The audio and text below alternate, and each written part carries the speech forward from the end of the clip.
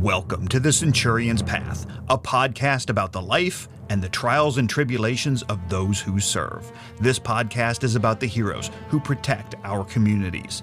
To truly understand the path of the protector, tune in with AJ DeAndrea and John McDonald, two nationally known leaders who live the Centurion's Path every day. This episode of the Centurion's Path podcast is sponsored by GoSafe. Check out GoSafeNow.com. Welcome to this episode of the Centurion's Path podcast. We're still in Canada. We've been here all day long talking to really cool people, and we're going to be talking to Randy Tarter today. Direct action, combat performance. What is that? What do you do? Sure. Yeah, Direct Action Combat Performance. It's an organization that provides training in the tactical realm. So tactical pistol, carbine, firearms training, defensive tactics, combative self-defense, and CQB. So interior combat is primarily the three areas that I dive in the most. Offer a little bit of mentorship for young men who are, have aspirations to seek employment in the next level of whatever they might be doing, whether that's general patrol officers getting into tactical world or Canadian Armed Forces soldiers that are trying to get into the special forces realm. I help mentor those guys as well. A little bit of mental resiliency stuff, a little bit of physical preparation. So that's essentially in a nutshell what Direct Action represents. That's pretty cool. It's almost everyone we should talk to, right? It's all about giving back. Yeah. It's about creating that platform, giving back, helping people, pushing them forward. So, and we just talked about it right before we started, right? And so that's kind of cool. What's a little bit of your background? Where'd you grow up? Where'd you come from? And grew up in East Coast of Canada. So I grew up in Halifax, Nova Scotia. Born and raised there. Mom and dad, two older brothers is what I grew up with. Played a lot of sports growing up as a kid. Graduated high school. I contemplated going to the university route. However, academically was not the area that I shined the most. So I found myself in the military. Joined the military right out of high school. So basic training. I turned 19 years old.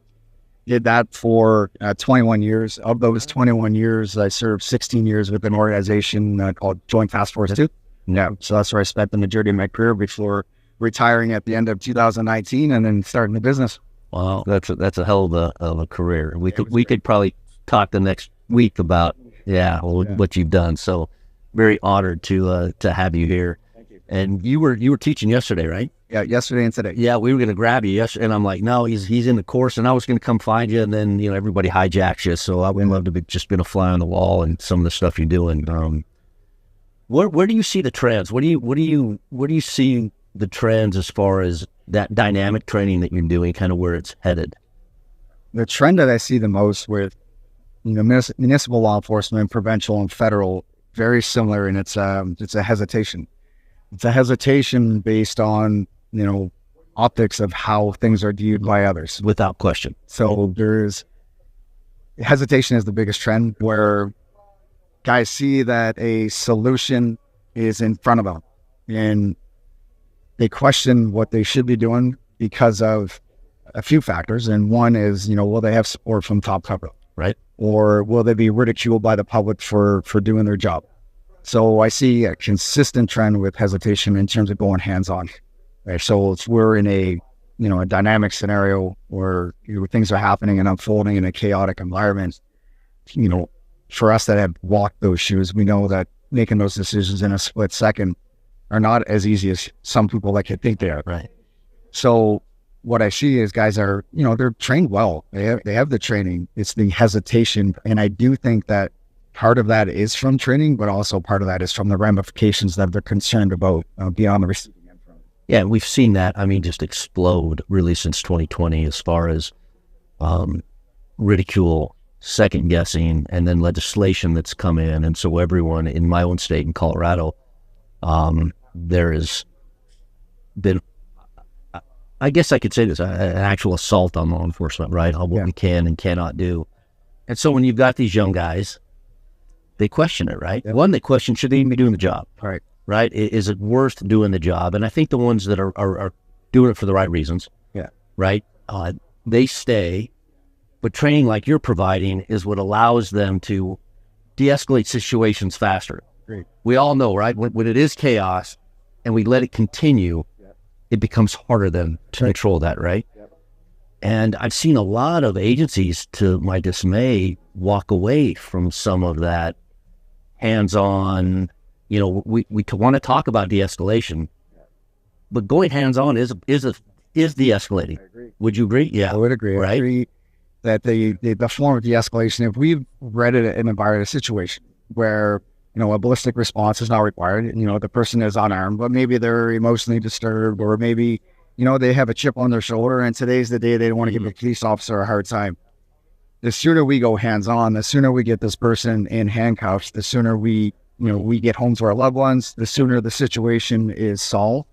The hesitation is, once that decision is made, trying to de-escalate with further verbal commands, it prolongs the inevitable, which is eventually we're going to go hands-on anyway. Right. So what I'm trying to help guys with is bridging the gap between we've made the decision, now action that decision and put it together. Right. And part of the motivation behind naming the business direct action is about that. It's about taking direct action. We see a situation, we have a solution to it because we're well trained, because we have confidence in our ability to use our hands and put it to fruition. Right. And the sooner, the safer it's going to be for everybody. I got to wonder if there's any studies out there that talk about the hesitation factor and the number of officers getting hurt or killed. We've seen this explosion right now of assault on police officers, and how much of that comes from that hesitation. I think too, the douchebags and the individuals out there that are going through a hard time, and they see what's going on in terms of ridicule.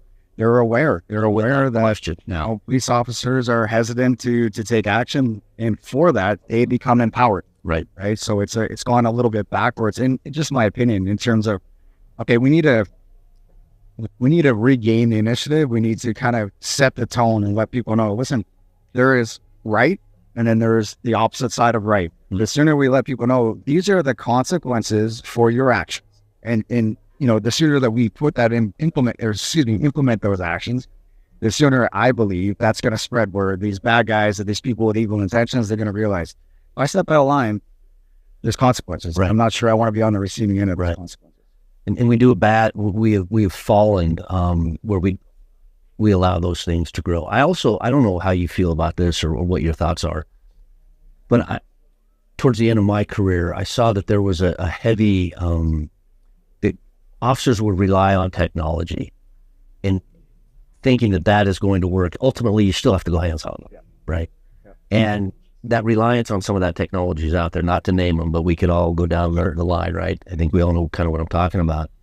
That fails. There's propensity for that to fail. Yeah. And that reliance, I think, creates a false sense of security. Great. And I think our skills get worse because we think, well, I don't need to do this, right? And then you're up against, we always talk about the suspect always has a say, right? Yeah. And if that person chooses not to be compliant or is able to defeat whatever type of technology we're trying to use, we still have to go hands-on. Yeah. Are you experiencing that in some of your training and what you're doing? And maybe might be the wrong word, but again, we're just kind of on the fly here. Maybe the deprogramming of that to say, hey, look, no, there's a part here where we need to be mentally prepared, physically prepared to actually go hands-on, and we can actually calm the situation quicker. Yeah.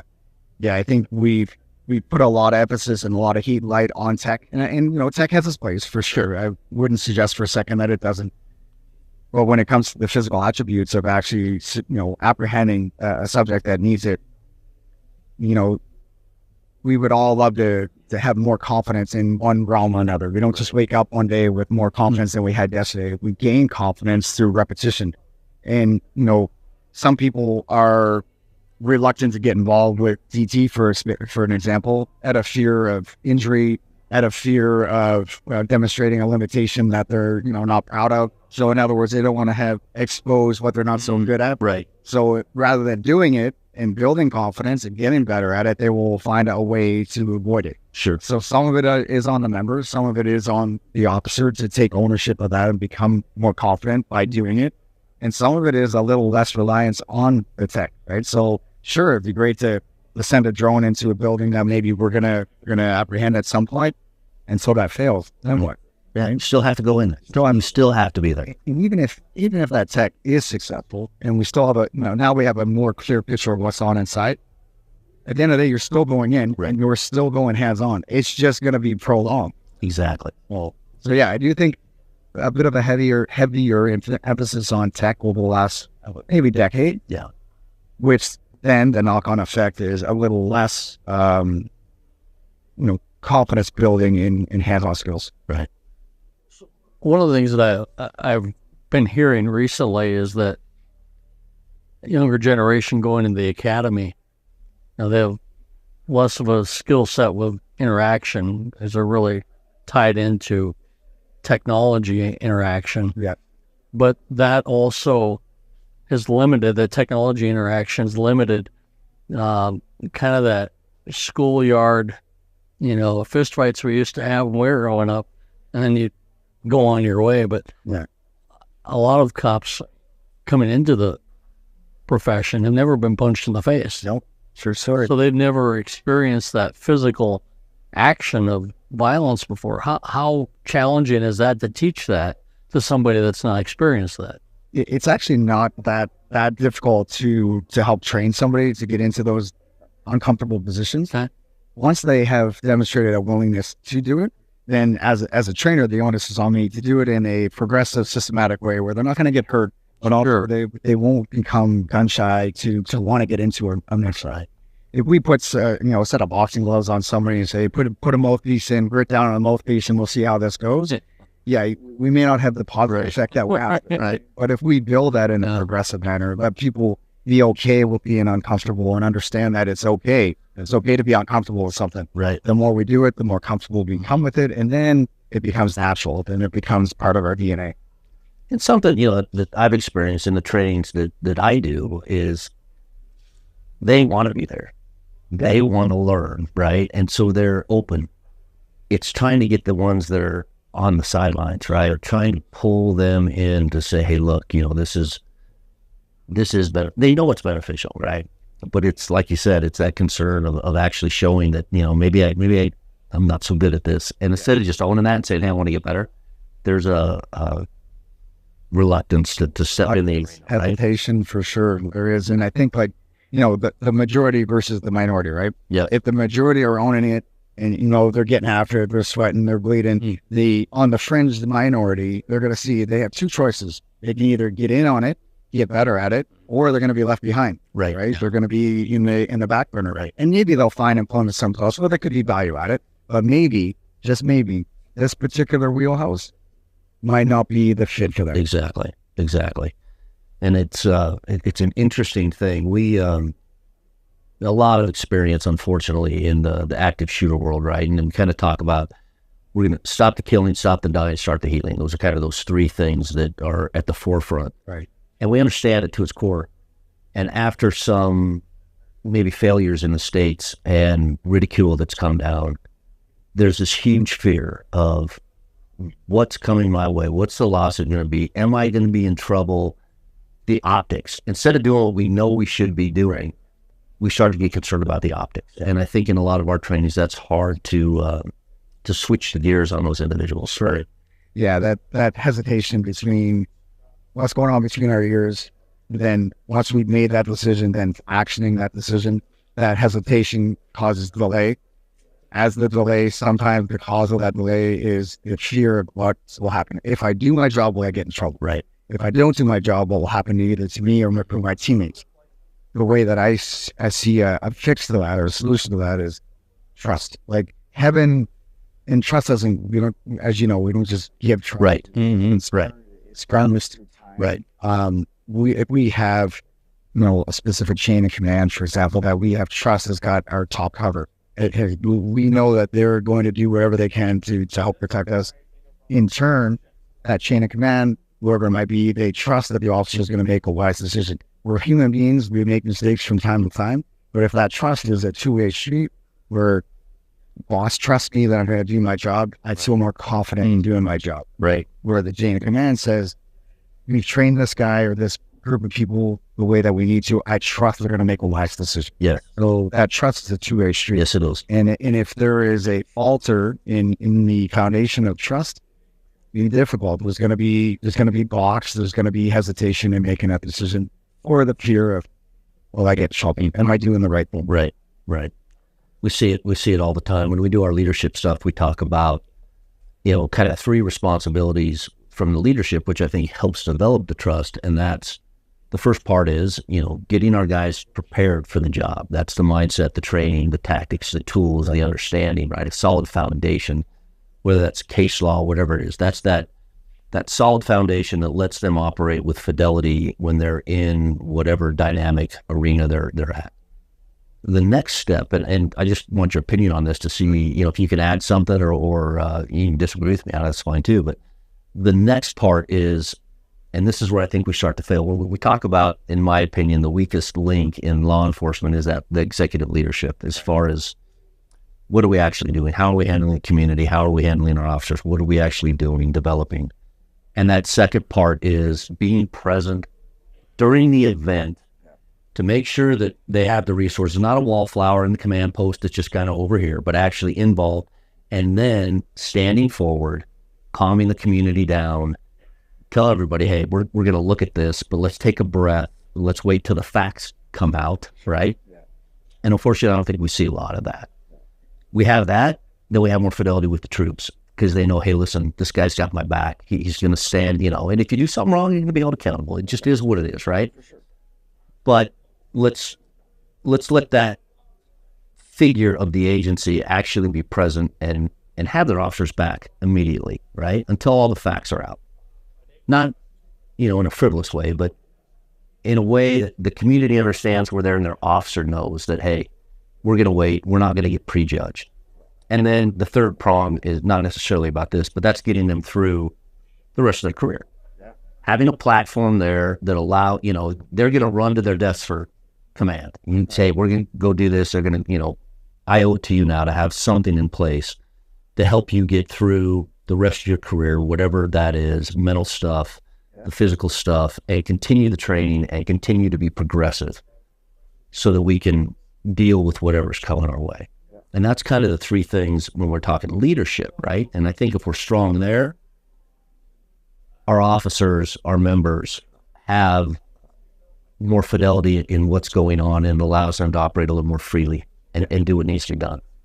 I think that's lacking, though, in a lot of places. Well, in some cases, yeah, we've all probably been exposed to really good leaders, and we've been exposed to ones that are, maybe shouldn't be. Right. What I've noticed in terms of focusing on the positive, what are the positive takeaways? What I've noticed with really good leaders, they have a few things in common, but one that stands out to me is the good leaders that I've had a good opportunity to work with. They're good listeners as much as they are good communicators. So they're not always talking at you. Sometimes they're on receive mode. And to me, that is an exemplification of they're trying to find the facts. Right. Not prejudge too soon based on somebody's, decision on whatever it is that they did, but instead trying to seek the facts, based on the facts, then make the determination. Okay, maybe the officer slipped up here, poor decision here. Okay, that's not the end of it. We're human beings. We're going to make mistakes. How do we? It's fixable. Yeah. Where patterns of behavior sometimes, pattern of behavior that is replicated over time, that's not necessarily a person problem. It could be the behavior's problem. Or when it's repetitive, that's an issue that needs to be addressed. So in other words, if this happens a one-off, let's not jump too quickly to change in policy because of a one-time. Right. Now, this is a repeated behavior, and we should probably deal with that and address it. So that's kind of the way I look at it in terms of good leadership or poor leadership. Not too quickly judge, but at the same time, whatever decision is made off of facts, not perception. Let's take a break for a minute. Yeah. In my career, I've responded to 7 school shootings. And I've learned a couple of things along the way. Through a Secret Service study done just a couple of years ago, we've learned that 70% of all guns used in school shootings come from the home. We can fix that. We can change that. All it takes is securing the gun, securing the firearm that's protecting you, will protect our kids, protect our schools. We can make that change. All we have to do is go safe.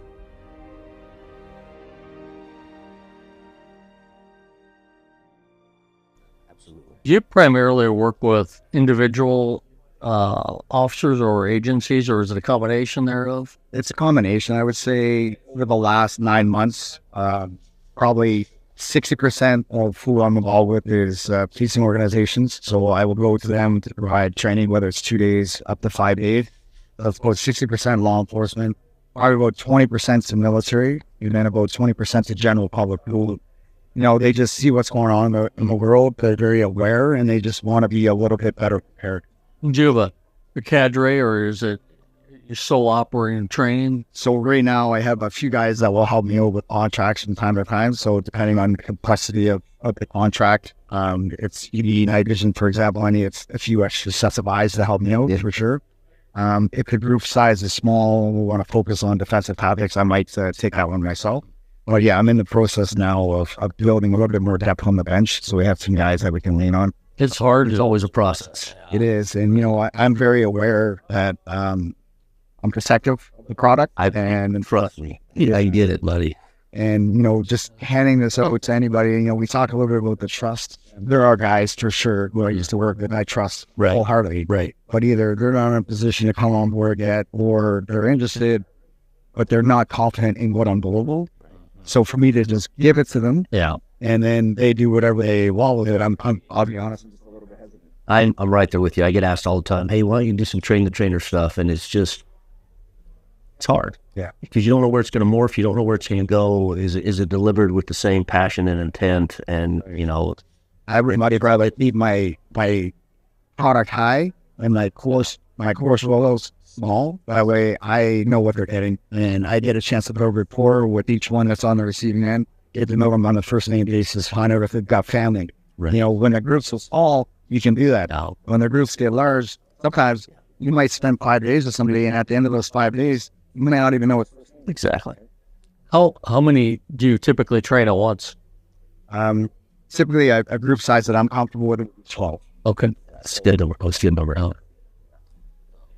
Yeah, we'll go as high as 20 with some of our active shooter stuff, but that starts to get tough, especially with range work, and it becomes all the logistics that go along with that. Yes, the bigger the number, the more complicated it becomes, which is okay. But then for me, what's not okay is the quality. If the quality starts to get watered down, to me, that's not okay. Yeah. No, because you want them to be. You're here for a purpose, right? To help them do their job and keep them alive. Ultimately, right? That's what we want. Keep them alive and keep the suspects alive when appropriate, right? Which is 99% of the time, right? And that's what I think sometimes people lose sight of, that when an event kicks off and there is that chaos, the faster we calm it, not only is that good for the officer, it's also good for the suspect. And good for the public. And the public, right? Totally, right? And so we lose sight of that, and trying to refocus that sometimes can be problematic, but I think intuitively the officers know it. I think so too, yeah. And I think you nailed it on the head earlier when you mentioned they want to be there. They've chosen that lifestyle. They've chosen that profession. So subconsciously, very consciously, they've made that decision to that arena, so that they have good intentions. For the most, of course, it's going to be the small percentage that, maybe it's an ego thing. Maybe they just want to carry a gun. Maybe they just want to, the stigma that goes along with that, whatever that might be. Those are small, very small. I'm not focused on those folks as much as focused on the lots of good, positive intentions. Right. And if the process is right, and if the agency is right, and they're paying attention to that, those individuals get weeded out. If right, like you said, you're paying attention to those patterns, what's taking place, what's actually happening. Yeah. Eventually, those get weeded out, or you're seeing. Well, for me, it's a little bit discouraging, because we used to, I think, have a lot of really high standards bringing individuals into the agency. And right now in Canada, it's probably the same, but we're in a crisis in the States filling jobs. And so you start to see agencies where they lower those standards. And history's told us Yeah. what happens, right, when we start to lower those standards, and then we ramp what we sow. That is problematic, and it's tough when there's seats to be filled, but there's just not enough people to fill those seats. It is tough, especially at the higher hierarchy where you need to be able to put officers in cars and get the word on the train staff when they're not there. The way I look at it, I would much rather have 10 high quality 10 as opposed to 20 who are potentially liabilities. Right. And make poor decisions and motivated by the wrong thing. Exactly. That's just my opinion. That's tough to fill those spots, but at the risk of lowering standards, we're going to get a lower quality output. So it's like a risk assessment. We're saying it's okay to lower the standard. We have to be okay with the ramifications and consequences that come with that. Right. Absolutely. And what is it that you always say? Every decision has a ramification. Yeah. Without question. Right? Sometimes it's to our detriment. Yeah. And I think we're seeing that too much around our country right now. So. It's so different here. Yeah. So different. Yeah, I see. But I do see, I see this, which is inspiring, right? This desire from the cops that are out there that they want to do the right thing. They want to do the right thing. And if leadership can give them that platform to say, hey, they eat it up. Yeah. They eat it up. Oh, yeah. I couldn't agree with you more. I've been so fortunate over the last little while when these services bring me in for whatever that training is. The chain of command, they all say they believe in it. Right. Otherwise, they wouldn't approve the funding. Exactly. The time. And then the guys that show up to these courses, you can tell they are engaged. There's lots to be there. They're true professionals. Right. If they get that one little nugget that makes them 10% better. Yeah. They light right up. It's me that gives me purpose, and that fires me up. Makes me well, that one nugget save a life, their life, and that's the change. Huge. I agree. And if they do 2 days together, we all do 2 days together or 3 days together, but it happens to be that one nugget, that one aha moment that maybe gets them out of a sticky situation. To me, that's gravy. Yeah. Right. That's the purpose. Yeah. Right. Yeah. Making everybody better, trying to lift them up. That's so it's all about. It's pretty cool too, working with some of the technical professionals where they have confidence to push back. Yeah. So if something isn't connecting with them, I love it. Like, I don't know about that. Right. Okay, let's walk that dog. Yeah. Let's find out if we can connect with why we're doing well. Exactly. I enjoy those conversations as well. The two of you seem to have a very similar training style, I have to say. Lon, I'm not a tactical guy, but I've been through his course 32 times. Yeah. So I learned a lot. And you want to be challenged, right? Yeah. Okay. I did something wrong that I'm not connecting with you, right? So instead of having let's go downrange, let's walk through it. Let's see, and boom. Typically that's what gets them going, right? I love it. Yeah. Ask for feedback at the end of the day. Go, oh man, that was awesome. Yeah. Yeah. Right. It wasn't all off. It must have been something I didn't connect with you. And the way I look at it as an instructor, if this person didn't get a certain thing, that's not a them fault. That's a me. Right. I got to figure out a way to connect with that people. Right. Maybe they're more kinesthetic learner. Maybe they're more, analytical. Yes. I need to figure that out. That's not a them fault. That's a me on the delivery side. I got to sort that out. Yeah. Yeah. We try to hit all those areas: the cognitive, the emotional, and the biomechanic, and make sure that stays fluid. And then again, I quit arguing tactics years ago. Yeah. Years ago, and we look at the world maybe a little bit different, kind of in the active shooter realm of, we're not running down hallways, jumping in rooms anymore, seeing who wins, right? We're threshold assessing, fighting smarter, staying, low profile. And guys will go through it and they're like, why haven't I been doing this the last 20 years? Yeah.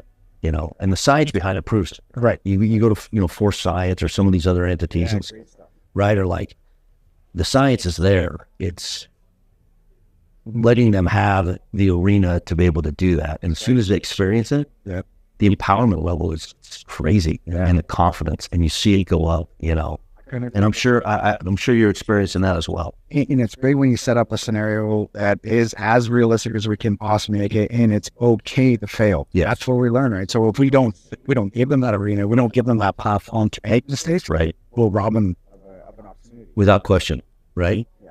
Let them fail there, let them learn there, so that now when we're out on the street, right, we learn those lessons. and it's never the same, right? It's always a little bit different, but it's that OODA loop, that orientation phase as an instructor that you have so much power, right? To kind of create the synapse in the brain of what's going on. They kind of recognize the situation, allows them to perform better. Yeah. Right? And it's funny too, like you've probably seen it before where on a scenario, I know we're up at the situation where you watch somebody perform and it looks like we're frozen. It looks like they have no ability to make a decision. And sometimes as an instructor, I've been guilty of it. I'm like, this guy is right. What's going on? And maybe that's accurate because he has no reference point. He has to experience that before. That's not his. Exactly. It's up to us to help us. This young man, this young lady, or if they looks like they're frozen, it looks like they're unable to make a decision because they don't have any reference point. I haven't seen it before. Right. Yeah. So much power in that. So, and we've gotten to the point where in our active shooter stuff where we videotape everybody. And so as soon as we're done, we can start to talk to them a little, let them decompress a sec. But then they get to watch themselves, right? And so now we can kind of walk through, and if we have failure points, let's go back, let's work on those, right? Let's work on those, become a little bit more comfortable in what we're doing. And again, it's, you've experienced this, right? It kind of gives you a purpose of, hey, yeah. Really? Right? Letting these guys get a little bit better, right? I mean, learn from our mistakes, all this stuff that we've done, right? You have to relearn it. Here, let's go. Now, unfortunately, in law enforcement, we're constantly relearning the same things, right? But there's it's subtle changes rather than trying to make gross changes and reinvent the wheel completely. It's kind of like a polished set of boots. It's already shiny. Yeah, we're just gonna put a light coat on. It's a great analogy. That's a great analogy. Yeah. Where do you see the next decade for your business going? Sure. Next decade, what I'm really focused on now is building a fixed location. So building a brick and mortar indoor range with an ET space.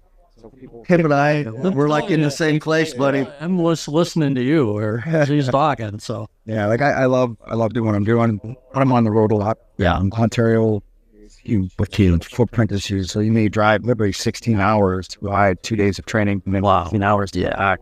So if I can provide something for these officers to come to direct action, fixed location, indoors, so whether it's minus 30 outside, freezing cold, plus snow, or plus 30, it's not a factor. There's no, that will not be the limiting factor in train. So that's where I'm in the beginning stages now of finding that space, what it'll look like, completely 360, shoot house with a DT component and bring the guys in and run scenarios. That's my goal. That's awesome. Good for you. It was awesome. Yeah, for you. It's good work. It's honorable work. What we say, right? I'm my brother's keeper. I'm my sister's keeper. The only way you can do that is to help, right? And share your knowledge. Yeah, like go forward. And it may sound a little bit corny, but that's okay. Like I dedicated 21 years to serve the country, and I loved every minute of it being in uniform. And then when I decided to move on, it wasn't because I was bitter. It wasn't because I wasn't happy with what I was doing. I just felt like the potential that I have to provide for even more. So in service, it's just in a different realm. And I feel like I'm more valuable at it now than I even was when I was. Without question. Sometimes it's a hard transition to get to that point to realize that you can do something different, still be relevant in what you do, still be bigger than what you did, have a bigger impact. But that's a mind shift. Oh, yeah. And it's hard. We adopt, people talk about the growth mindset. What does that look like? What does that mean? To me, the way I look at it is, so learning, there is no finish line. So every time I have an opportunity to provide training, what some of the guys don't even realize is I'm learning from them as well. There's little nuggets of wisdom, every class. Yeah, I'm like, wow, that is brilliant. No? Right. Yeah. So learning, there's no finish line. You have learned about tactical people in my career is that they're lifelong learners. Good tactical people are lifelong learners who have a passion for learning. And then that often translates to a passion for educating and instruction, because you just as part of who you are, your DNA, you want to give back. It'd be unfortunate. I walk out that door 10 minutes from now, I get hit by a bus. That's it. DA defunct, I'm gone. Everything that's in between these years is lost. right? So we only have a finite amount of time to share those experiences to help other people out. Every day is a new day to give back, to connect with one other person, or be a positive influence on somebody's outlook on what it is they're doing as a profession. Yeah. It's that thought process of trying to make those around you better than you were. Right? You accomplish that, you're accomplishing big things. I think so, yeah.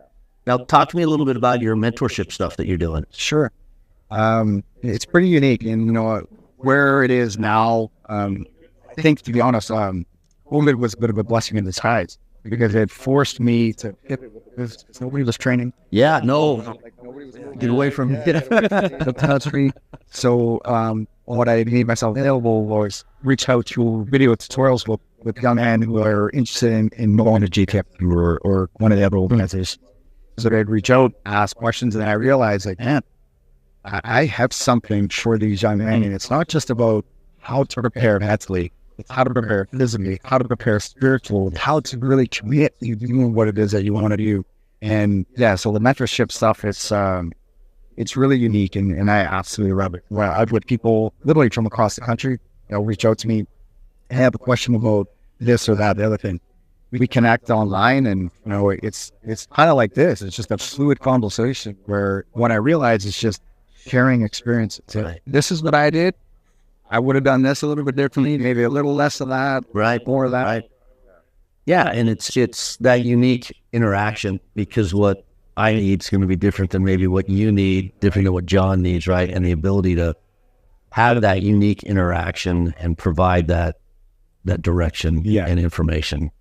It's really cool. Yeah. And it's exactly like that. Once you start to build rapport with that person that's on the other side of the camera and find out, what they have, what they need, what their limitations are, what their strengths are, then build relationships. Yes.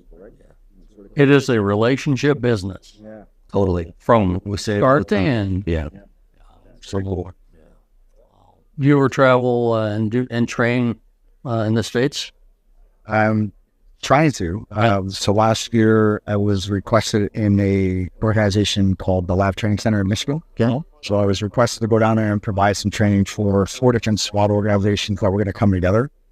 So we're going to do a couple of days on the range, some TAC pistol carbine, a couple of days DT related stuff, and then a couple of days of CQB related. That's exciting. So super excited. What happened though is the cross-border relationship, I guess you could say, getting into the States as a Canadian.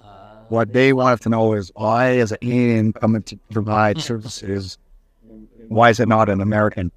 So long story short, when I applied for my temporary work visa, when we had the date scheduled, the visa didn't come in time, and there was a lot of red tape with traveling across the border with my guns. Oh, yeah. ATF were involved.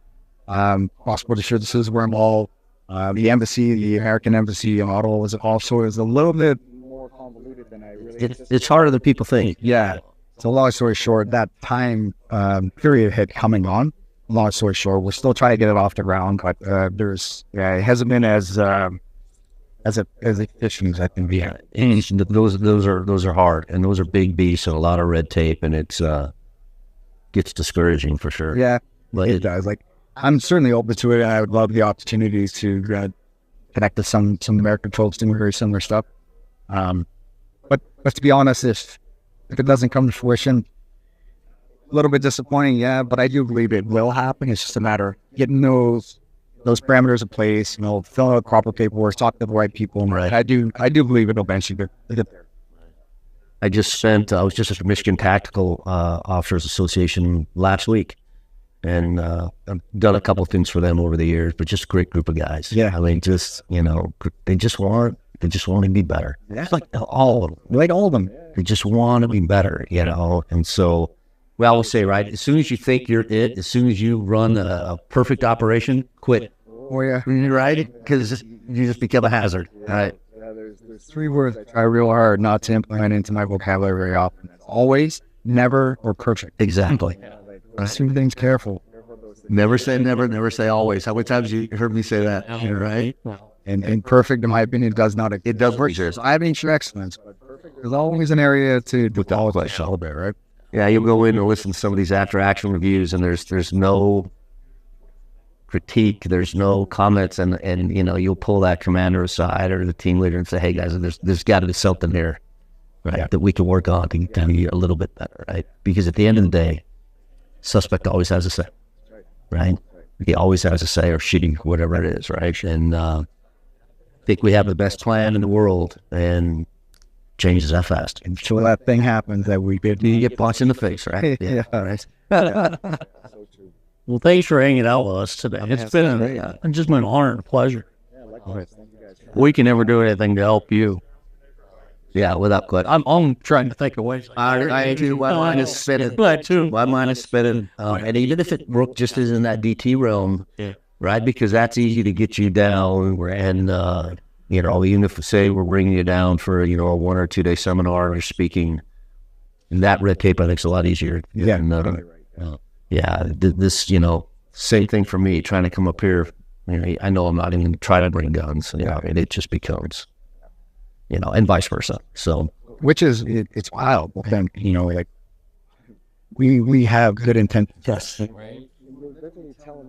What we're doing, where we're exactly, and where we're going to be, and what we're doing. when we're going. Nobody else does. We're on the good side. We're daring to be different. It's crazy. Well, any last words of wisdom or anything you want to share? Oh man, words of wisdom. Advice I would give to anybody is like, this is what I share with a lot of people. We only have a finite amount of time to train. So when we decide to train, be all in. Be where your feet are. Be in the moment for the duration of that hour or 2 hours or whatever it might be. Because once it's gone, I'm not getting it back. Right. It's true. Excellent. Well, it's been a pleasure. Now you don't have a drink, and all we got is water. So you're gonna pretend, because we always do it. We always close out our podcast with a toast. We do need some shots over here. In fact, they're getting ready for the run, so there's gonna be some stuff over there, right? Which will be nice tonight. All right, we'll do it for real. But this toast, and you've probably heard this before in your career, but goes back to the Roman legions. It's been translated over and over again. Very, very simple, but I think it's very appropriate, especially with you sitting here at the table. So to us and those like us, the Centurions, damn few left. Damn few left.